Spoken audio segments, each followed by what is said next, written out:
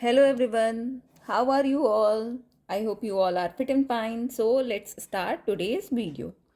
Today I'm going to discuss exercise 1.3 of chapter 1st, that is number system of class 9th from NCERT Maths. Let's begin. आज इस lecture में हम exercise 1.3 के questions को discuss करेंगे. Question number 1. Write the following in the decimal form and say kind of decimal expansion each has. हमें जो different parts दिए हैं क्वेश्चन के उनके डेसिमल एक्सपेंशन निकालने हैं और बताना है कि वो किस टाइप का डेसिमल एक्सपेंशन है. मींस जो फ्रैक्शन दिया है उसको डिवाइड करना है और फिर उसके टाइप बताने कि वो कौन सा डेसिमल एक्सपेंशन है. First part 36 divided by 100. तो इसका पूरा हम डिवीजन करके देखेंगे. डिवीजन करने पे हमें रिमाइंडर 0 मिल रहा है और क्वोशिएंट मिल रहा है 0.36. तो रिमाइंडर जब 0 हो गया मींस कि ये डेसिमल ख़त्म हो गया है, इसलिए इसका ये कौन सा डेसिमल एक्सपेंशन है? Terminating decimal expansion. Next part 1 divided by 11. 1 को 11 से डिवाइड करना है. डिवीजन पूरा यहाँ किया गया है, ये आप देख सकते हैं. और इसमें क्या मिल रहा है? हमें लास्ट में 1 मिल रहा है. मींस जहाँ से हमने डिवीजन शुरू किया था वहीं पे आके हमारा रिमाइंडर रुक गया. मींस यही डिवीजन हमारा बार बार रिपीट होगा. तो हम यहाँ पे क्या लिखेंगे? 1 डिवाइडेड बाई क्वोशिएंट में मिल रहा है 0.09 और 09. तो ये 0909 का रिपीटिशन बार बार होता रहेगा. तो ये किस टाइप का डेसिमल एक्सपेंशन है? Non terminating repeating decimal expansion. Means terminate भी नहीं हो रहा है, हमारा रिमाइंडर 0 भी नहीं आ रहा है और जो हमारा जो क्वोशिएंट है वो रिपीट भी हो रहा है. उसमें एक ही पैटर्न चल रहा है 0909 का. तो ये non terminating repeating decimal expansion है. Next part third 4 whole 1/8. ये कोई फ्रैक्शन हमें डायरेक्ट नहीं दिया है, मिक्स फ्रैक्शन दिया है. तो इसको पहले हम प्रॉपर फॉर्म में चेंज करेंगे. तो 8 का 4 में मल्टीप्लिकेशन करेंगे. 8 4 सा 32 प्लस 1 33. तो न्यूमरेटर हमारा 33 आ जाएगा और डिनोमिनेटर 8 आ जाएगा. और 33 को अब हमें 8 से डिवाइड करना है. तो ये डिवीजन यहाँ पे किया गया है. यहाँ पे हमें रिमाइंडर क्या मिल रहा है? 0 मिल रहा है. मीन्स लास्ट में कुछ भी नहीं बच रहा है और क्वोशिएंट भी क्या हो रहा है? रिपीट नहीं हो रहा है. तो ये क्या है हमारा? Terminating decimal expansion. यहाँ पे रिमाइंडर 0 है, हमारा जो डिवीजन है वो ख़त्म हो जा रहा है. तो ये टर्मिनेटिंग डेसिमल एक्सपेंशन है. Next part fourth 3 divided by 13. पूरा ओपन डिवीजन करके देखेंगे. डिवीजन करने के बाद हमें इस जगह पे यहाँ पे रिमाइंडर 3 मिल रहा है. फिर इस डिवीजन को और आगे कंटिन्यू करने पे हमें क्या मिल रहा है? वही नंबर्स रिपीट करके मिल रहे हैं. मींस क्वोशिएंट रिपीट हो रहा है. तो क्वोशिएंट रिपीट हो रहा है, रिमाइंडर हमारा 0 नहीं आ रहा है. तो ये किस टाइप का डेसिमल एक्सपेंशन है? Non terminating repeating decimal expansion है. Next part fifth 2 divided by 11. 2 को 11 से डिवाइड करना है. तो ये डिवीजन यहाँ पे किया हुआ है और फिर से लास्ट में हमें रिमाइंडर 2 मिल जा रहा है. मींस यही वाला डिवीजन हमारा फिर रिपीट होगा और ये डिवीजन कभी ख़त्म नहीं होगा. और क्वोशिएंट क्या मिल रहा है हमारा? वही रिपीट हो रहा है. 18 18 18 रिपीट हो रहा है. तो ये हमारा डेसिमल एक्सपेंशन कैसा है? Non terminating repeating. रिमाइंडर 0 नहीं है, क्वोशिएंट रिपीट हो रहा है, इसलिए ये non terminating repeating decimal expansion है. Next part sixth 329 divided by 400. 329 को 400 से डिवाइड करना है. ये डिवीजन यहाँ पे किया हुआ है. रिमाइंडर क्या आ रहा है हमारा? 0 आ रहा है. रिमाइंडर 0 आ गया मीन्स ये कैसा है decimal expansion? Terminating decimal expansion है. तो इस टाइप के क्वेश्चन को सॉल्व करने के लिए जहाँ पे हमें डेसिमल एक्सपेंशन बताना है कि वो किस टाइप का है, वहाँ पे हम पूरा प्रॉपर डिवीजन करके देखेंगे और देखेंगे कि रिमाइंडर 0 आ रहा है या नहीं आ रहा है। अगर रिमाइंडर 0 नहीं आ रहा है तो कोशेंट में हमें क्या मिल रहा है, रिपीटिंग पैटर्न्स मिल रहे हैं या सारे अलग अलग नंबर मिल रहे हैं। उस बेसिस पे हम बताएंगे कि वो कोई जो भी क्वेश्चन दिया रहेगा वो डेसिमल एक्सपेंशन हमारा टर्मिनेटिंग है या नॉन टर्मिनेटिंग रिपीटिंग है या नॉन टर्मिनेटिंग नॉन रिपीटिंग है। Next question number 2, you know that 1/7 equals to 0.142857 बार लगा मीन्स यही जो नंबर है, ये सारे नंबर हैं, ये बार बार रिपीट होंगे। Can you predict what the decimal expansion of 2/7, 3/7, 4/7, 5/7, 6/7 are without actually doing the long division? If so, how? इसमें दिया गया है कि 1/7 का 1 को 7 से डिवाइड करने पे हमें ये नंबर मिल रहा है, तो क्या हम बिना लॉन्ग डिवीजन मेथड को फॉलो किए 2/7, 3/7, 4/7, 5/7 और 6/7 का डिवीजन करके बता सकते हैं कि वहाँ पे हमें क्या कोशेंट मिलेगा? हाँ, तो इजी है, हम बता सकते हैं। कैसे बता सकते हैं? 1/7 को अगर 2/7 बनाना है तो हम क्या करेंगे, 1/7 में 2 का मल्टीप्लिकेशन कर देंगे तो ये हमारा 2/7 हो जाएगा। जब 3/7 बनाना होगा तो 3 का मल्टीप्लिकेशन करेंगे। तो इस क्वेश्चन को कैसे सॉल्व करेंगे, लेट्स सी। आंसर होगा यस वी कैन डू। फिर यहाँ पे क्या होगा, 1/7 को का जो डेसिमल एक्सपेंशन जो क्वोशिएंट है वो हम लिख लेंगे और 2/7 का बनाने के लिए क्या करेंगे, 2/7 का आंसर निकालने के लिए क्या करेंगे, उसी में हम 2 का मल्टीप्लिकेशन कर देंगे तो ये हमारा 2/7 की वैल्यू आ जाएगी।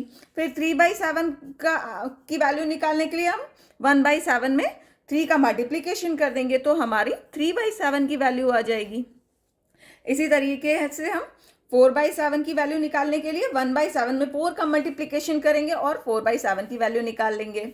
नेक्स्ट 5/7 को एज इट इज करेंगे, इसमें 5 का मल्टीप्लिकेशन करेंगे 5/7 में और इसकी वैल्यू निकाल लेंगे।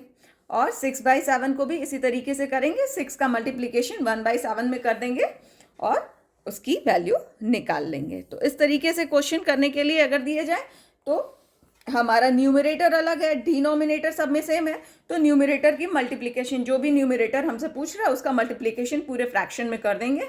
और जो भी क्वोशिएंट है, अगर हम यहाँ पे 2 का मल्टीप्लिकेशन करें तो हमें यहाँ पे भी 2 का मल्टीप्लिकेशन करना है।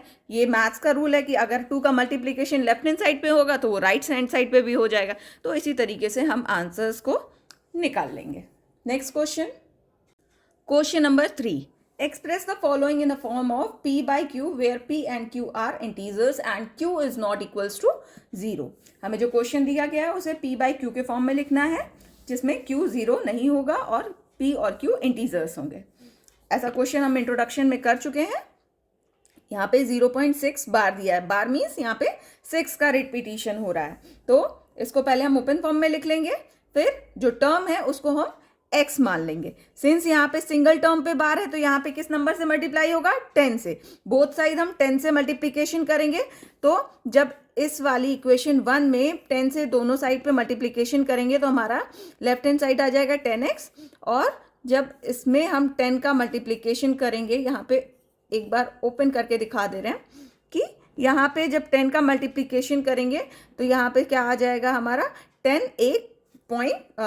डेसिमल 1 पॉइंट राइट साइड पे शिफ्ट हो जाएगा। तो हमें क्या मिल जाएगा यहाँ पे 6.666। तो इस तरीके से मल्टीप्लिकेशन होता है। तो यहाँ पे क्या मिल जाएगा हमारा 10x इक्वल्स टू 6.666। अब हम 6.6666 इसको इस फॉर्म में भी लिख सकते हैं। 6 में 0.666 को प्लस करेंगे तो हमें यही मिलेगा, तो हम इसको अलग करके 2 टर्म में लिख लेंगे।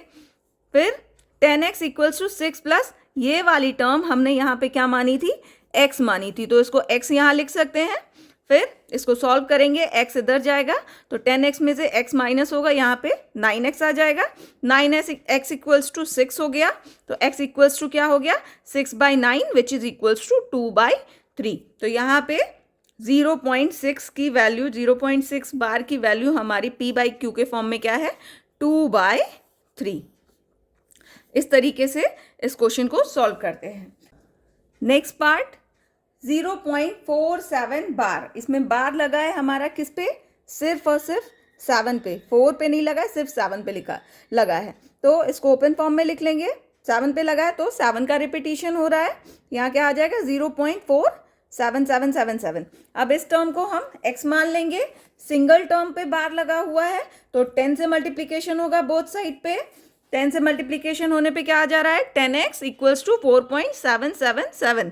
अब इस टर्म को हम 4.3 प्लस 0.4777 भी लिख सकते हैं। हमें इस तरीके से क्वेश्चन को सॉल्व करना है कि इस टर्म को हम ऐसे तोड़ें, ऐसे डिवाइड करें कि हमें एक टर्म ये वाली मिल जाए।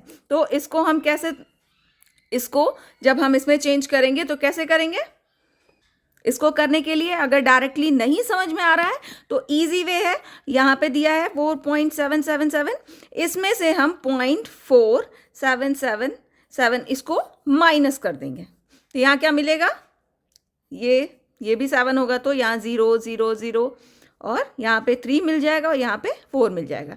तो कौन से दो नंबर में, इस नंबर को हम किन दो नंबर्स में तोड़ सकते हैं, 4.3 प्लस 0.4777। तो वही फॉर्म हमने यहाँ लिखी है कि इसको दो पार्ट में डिवाइड कर लिया है। अब इसकी वैल्यू क्या है हमारी, x है जो हमने यहाँ मानी है, तो इसको सॉल्व करेंगे आगे।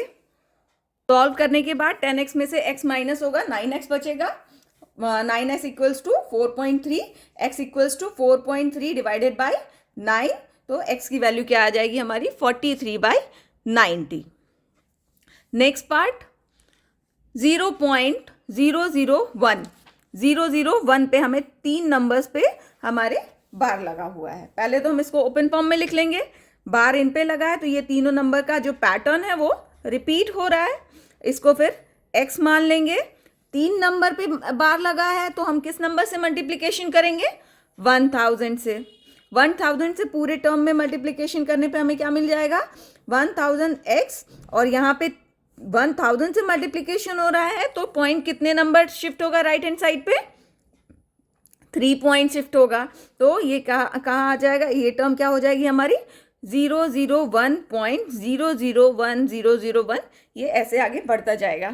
फिर यहाँ पे 1000x इक्वल्स टू, इसको हम ऐसे भी लिख सकते हैं, फिर से हमें इस टर्म को दो टर्म में तोड़ना है कि हमें एक टर्म ऐसी मिले, ये वाली टर्म मिले। तो इसको करने के लिए हम सिंपली इसमें से इसको माइनस कर देंगे, हमें जो मिलेगा हम उन दो टर्म्स में इसको डिवाइड कर देंगे। तो यहाँ 100x इक्वल्स टू क्या मिल गया हमें 1 plus 0.00101। Next 1000x equals to क्या हो जाएगा, इसको हमने x माना था, यहाँ पे x लिख लेंगे 1 प्लस x। अब x इधर जाके सॉल्व होगा तो 1000 में से 1x माइनस होगा तो यहाँ क्या मिल जाएगा 999x which is equals to 1। तो x की वैल्यू क्या आ जाएगी हमारी 1 डिवाइडेड बाई 999। तो कभी भी इस टर्म को सॉल्व करने के लिए ज़्यादा परेशान होने की ज़रूरत नहीं है, बस सिंपली इस टर्म में से इस टर्म को जब माइनस कर देंगे तो जो टर्म मिलेगी वो और ये टर्म, उन दोनों का डिवीजन होगा ये वाली टर्म। तो हम इस फॉर्म में उसको लिख लेंगे।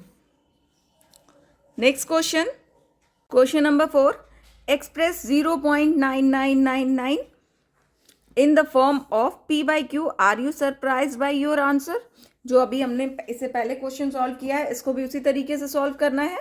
0.9999 यहाँ पे हमें पता चल रहा है देख के कि क्या किस नंबर का रिपीटिशन हो रहा है, 9 का, मीन्स सिंगल टर्म का रिपीटिशन हो रहा है। तो इसको हम बार के टर्म में लिख लेंगे 0.9 बार। इस टर्म को हम क्या मान लेंगे x मान लिया हमने 0.99999 को।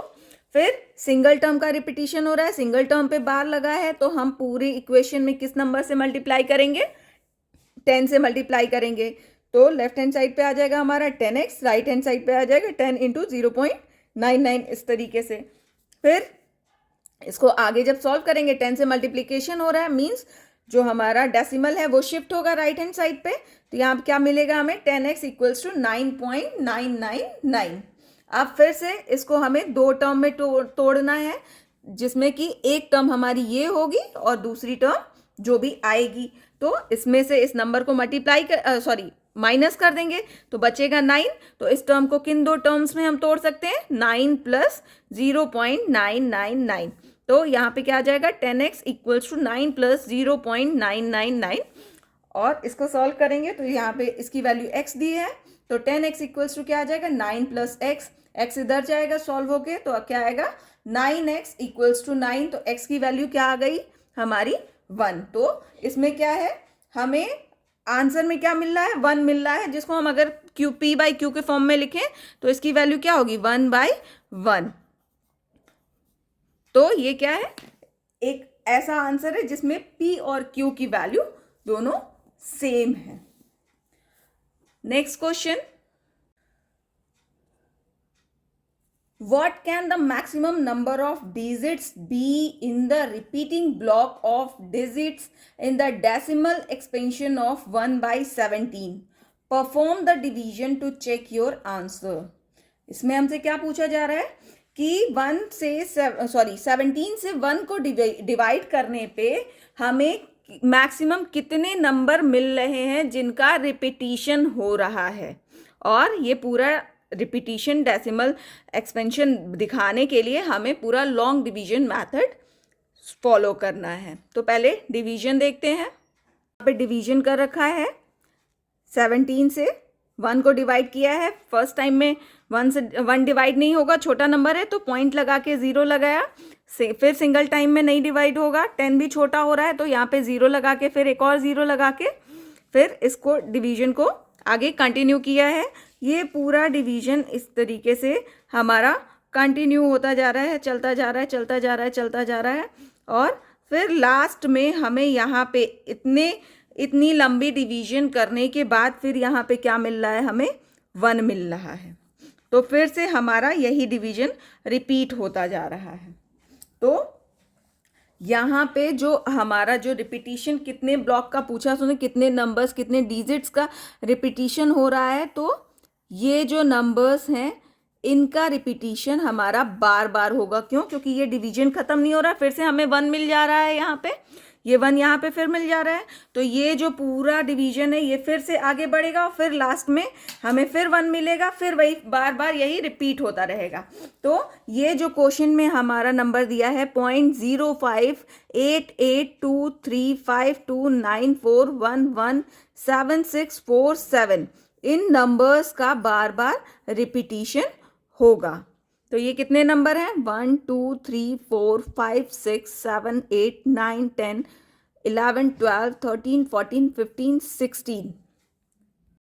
तो इस क्वेश्चन को सॉल्व करने के लिए हमने पहले पूरा डिवीजन कर लिया, फिर इस फॉर्म में इसका 1/7 का पूरा डेसिमल एक्सपेंशन लिख लेंगे, फिर उसको बार के फॉर्म में लिख लेंगे। जितने नंबर्स का डिवीजन हो रहा है उन पे जितने नंबर्स का रिपीटिशन हो रहा है उन पे बार लगा लेंगे। हमने अभी काउंट किया 16 डिजिट का रिपीटिशन हो रहा है, तो आंसर हम लिख लेंगे there are 16 digits in the repeating block of decimal expansion of 1/17। Next question, question number 6. Look at several examples of rational number in the form p by q where q is not equals to 0, where p and q are integers with no common factors other than 1 and having terminating decimal expansions. Can you guess what property q must satisfy? इस question में क्या कह रहा है कि हमें कुछ ऐसे रेशनल नंबर के एग्जाम्पल लेने हैं जो कि p बाई क्यू के फॉर्म में हो और q 0 नहीं हो, और p और q हो क्या हो, इंटीजर्स हो, और p और q में कोई भी कॉमन फैक्टर नहीं होना चाहिए 1 के अलावा। दोनों सिर्फ और सिर्फ 1 से ऐसे कोई भी कॉमन नंबर नहीं होने चाहिए जिनसे वो डिविजिबल हो, अदर देन 1 से तो सारे नंबर डिविजिबल होते हैं। और उनका डेसिमल एक्सपेंशन कैसा होना चाहिए, टर्मिनेटिंग, मीन्स रिमाइंडर हमें 0 मिलना चाहिए। ऐसे कुछ एग्जाम्पल्स देखने हैं और उन एग्जाम्पल्स के बेसिस पे हमें क्यू की प्रॉपर्टी बतानी है कि क्यू हमारा जो डिनोमिनेटर है वो किस टाइप का है। तो हम कुछ एग्जाम्पल्स लेते हैं। जैसे यहाँ पे फर्स्ट एग्जाम्पल लिया गया है 3/5, जिसमें 3 और 5 क्या है, दोनों इंटीजर्स हैं, ये जो 5 है ये 0 के इक्वल नहीं है, ये q है और ये q 0 के इक्वल नहीं है, और 3 और 5 में कोई भी कॉमन फैक्टर नहीं है 1 के अलावा, और इसका डिवीजन करने पे हमें क्या मिल रहा है 0.6, मीन्स ये टर्मिनेटिंग डेसिमल एक्सपेंशन है। नेक्स्ट एग्जाम्पल हमने लिया 3/2। 3/2 में भी दोनों इंटीजर्स हैं, दोनों में कोई भी कॉमन फैक्टर नहीं है, डिवाइड करने पे हमें क्या मिल रहा है 1.5। Next example 5/4। 5/4 भी हमारे 5 और 4 दोनों क्या है हमारे इंटीजर्स हैं, दोनों में कोई भी कॉमन फैक्टर नहीं है, और इनको डिवाइड करने पे हमें मिल रहा है 1.25। Next example 6/5। इसमें भी कोई भी कॉमन फैक्टर नहीं है, इसको डिवाइड करने पे हमें 1.2 मिल जा रहा है, मीन्स रिमाइंडर 0 मिल जाएगा, और ये क्या है टर्मिनेटिंग डेसिमल एक्सपेंशन। फिर नेक्स्ट एग्जाम्पल हमने लिया 9/4। इसको डिवाइड करने पे हमें 2.25 मिल रहा है, इसमें भी 9 और 4 में कोई कॉमन फैक्टर नहीं है। नेक्स्ट एग्जाम्पल हमने लिया 7/10। इसको भी डिवाइड करने पे हमें मिल रहा है 0.7, और 7 और 10 में कोई भी कॉमन फैक्टर नहीं है। इस तरीके से हम बहुत सारे एग्जाम्पल्स ले सकते हैं जिनमें कोई भी कॉमन फैक्टर नहीं होना चाहिए और उनका डेसिमल एक्सपेंशन हमारा टर्मिनेटिंग होना चाहिए। और इस बेसिस पे हमें बताना है, हमने जो एग्जाम्पल लिए हैं, ये सारे जो एग्जाम्पल हैं इनमें जो हमारी Q की वैल्यू है, मीन्स जो डिनोमिनेटर है, इनकी वैल्यू में हमें क्या चीज़ कॉमन दिख रही है, क्या चीज़ हम आइडेंटिफाई कर पा रहे हैं कि हम जिससे बता सकें कि Q की कुछ पर्टिकुलर प्रॉपर्टी है। तो हमें इससे क्या पता चल रहा है, देखते हैं। From above all examples, we conclude that if Q equals to 2 to the power x, अगर Q की कुछ वैल्यू क्या है हमारी 2 के पावर में है, जैसे यहाँ पे 2 to the power 1 है, यहाँ पे 2 to the power 2 है, यहाँ पे भी 2 to the power 2 है, और Q equal to 5 to the power y, means 5 की कुछ पावर में है, यहाँ पे 5 to the power 1 है, यहाँ पे 5 to the power 1 है, यहाँ 5 to the power नहीं, यहाँ 5 टू द पावर नहीं है, यहाँ 2 × 5 के फॉर्म में है। तो यहाँ पे क्या है, यहाँ पे हमारी 5 टू द पावर y वाली कंडीशन फॉलो हो रही है, और तीसरी कंडीशन क्या है हमारी Q equals to 2 to the power x × 5 to the power y।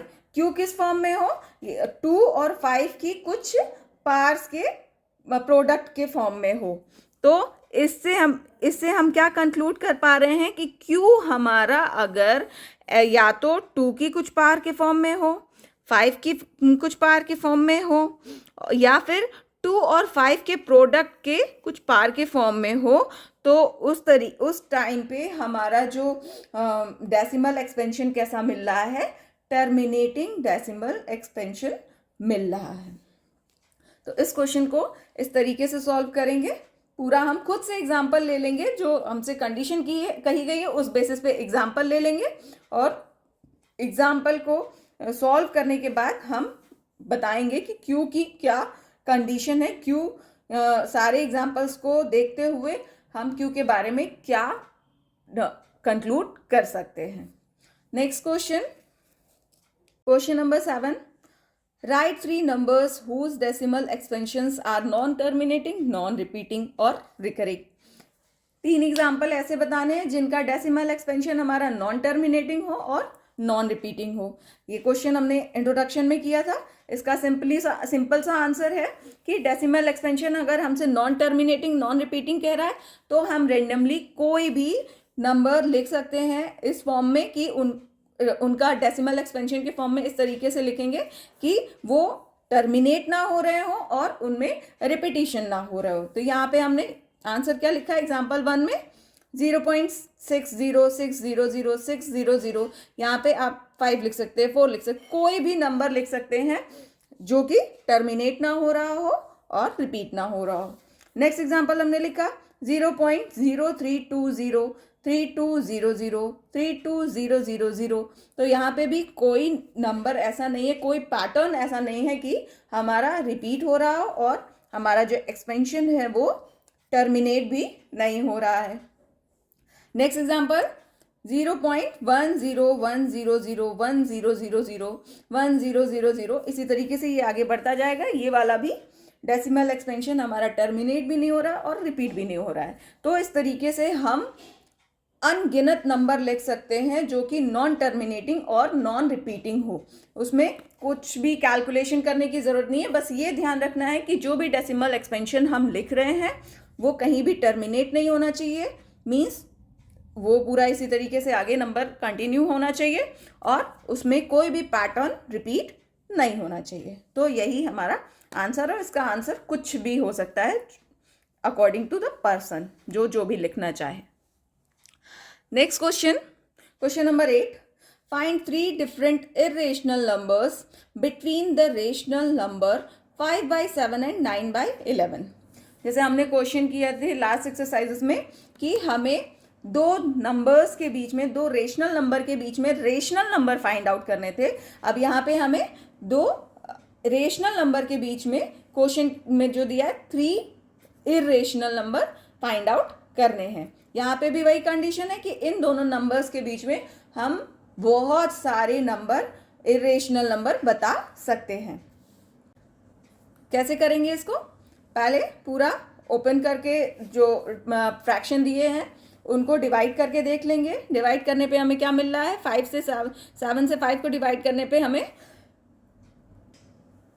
0.714285 इस नंबर पे बार लगा है, मीन्स इस नंबर का रिपीटिशन हो रहा है, बार बार यही नंबर मिलेगा, तो ये वाला नंबर मिल रहा है।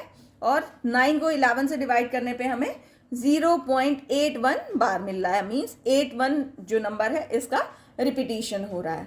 तो अब सिंपली क्या दिया है, हमने इन दोनों को डिवाइड करके देख लिया, हमें ये नंबर मिले डेसिमल एक्सपेंशन में। अब क्या है, हम कैसे बताएंगे इन दोनों भी नंबर्स के बीच के इरेशनल नंबर? जब इन दोनों नंबर्स के बीच में हम ऐसे नंबर बताएं जिनका डेसिमल एक्सपेंशन हमारा नॉन टर्मिनेटिंग हो और नॉन रिपीटिंग हो, क्योंकि इरेशनल नंबर जो होते हैं उनका जो उनका डेसिमल एक्सपेंशन होता है वो नॉन टर्मिनेटिंग होता है, नॉन रिपीटिंग होता है। तो जैसे हमने इससे पहले वाला क्वेश्चन किया था, वहाँ पे हम कोई भी नंबर, रैंडम नंबर लेके आंसर बता दे रहे थे, लेकिन इसमें क्या है, हमें एक क्राइटेरिया दिया है कि हमें इन दोनों नंबर्स के बीच के ही नंबर बताने हैं। तो इस नंबर से बड़ा और इस नंबर से छोटा कोई भी 3 नंबर हम बता देंगे जो कि नॉन टर्मिनेटिंग, नॉन रिपीटिंग हो। तो यहाँ पे हमने क्या लिया है, 0.714 दिया गया था, तो इससे बड़ा बताना है। तो एक नंबर हमने लिया है 0.723, 7230, 72300, फिर 723000। इस तरीके से ये नंबर आगे बढ़ता जा रहा है। ये नॉन टर्मिनेटिंग, नॉन रिपीटिंग है। नेक्स्ट एग्जाम्पल हमने लिया है, नेक्स्ट आंसर में नंबर कौन सा लिया है, जो 0.81 से छोटा लेना था, तो हमने यहाँ लिया है 0.80, 800, 8000, 8000। इसी तरीके से ये आगे कंटिन्यू होता जाएगा। फिर तीसरा नंबर भी बताना था हमें, तो हमने एक नंबर ये ले लिया 0.791, 7911, 79111, 79111। तो इस तरीके से ये भी नंबर आगे बढ़ता जाएगा और ये भी नॉन टर्मिनेटिंग, नॉन रिपीटिंग है। तो इसका भी आंसर कुछ भी हो सकता है, बस नंबर क्या होने चाहिए, इन दोनों नंबर्स के बीच होने चाहिए। इस नंबर से बड़ा होना चाहिए और इस नंबर से छोटा होना चाहिए। आंसर हम कुछ भी लिख सकते हैं। यहाँ 3 नंबर पूछे गए हैं, तो 3 नंबर कोई भी लिख सकते हैं। फॉलोइंग नंबर्स एज रेशनल और इरेशनल। हमें जो क्वेश्चन में नंबर्स दिए गए हैं, डिफरेंट पार्ट्स दिए गए हैं, उनमें बताना है कि वो रेशनल नंबर है या इरेशनल नंबर है। First part, √23। तो √23 क्या है, हमारा दिख रहा है कि इरेशनल नंबर है। क्यों? क्योंकि ये किसी भी नंबर का परफेक्ट स्क्वायर नहीं है। तो आंसर हम क्या लिख देंगे, irrational number, because √23 is not a perfect square. ये किसी का भी परफेक्ट स्क्वायर नहीं है, इसलिए ये इरेशनल नंबर है। Next part, √225। तो √225 को हम क्या लिख सकते हैं, 15 × 15। तो रूट के अंदर जब हमारे 2 नंबर रिपीट हो जाते हैं तो रूट हट जाता है और वो सिंगल टाइम वो नंबर लिख दिया जाता है। मीन्स 15 का स्क्वायर क्या है हमारा, 225। तो यहाँ क्या दिख रहा है कि ये जो √225 था, ये क्या है, 15 का परफेक्ट स्क्वायर है, इसलिए ये क्या है, हमारा एक रेशनल नंबर है। Next part 0.3796। अब इस नंबर पे कहीं भी बार नहीं लगा हुआ है, मीन्स ये नंबर रिपीट नहीं हो रहा है, टर्मिनेट हो गया है। इन आंसर क्या लिखेंगे? इन 0.3796 डेसिमल एक्सपेंशन इज टर्मिनेटिंग। बार नहीं लगा है, मीन्स रिपीट नहीं हो रहा है और रिमाइंडर 0 मिल गया होगा, इसलिए हमें क्या पता है? And we know that rational number has terminating decimal expansion. और रेशनल नंबर में क्या होता है? टर्मिनेटिंग डेसिमल एक्सपेंशन होता है। और तो यहाँ पे ये क्या है हमारा?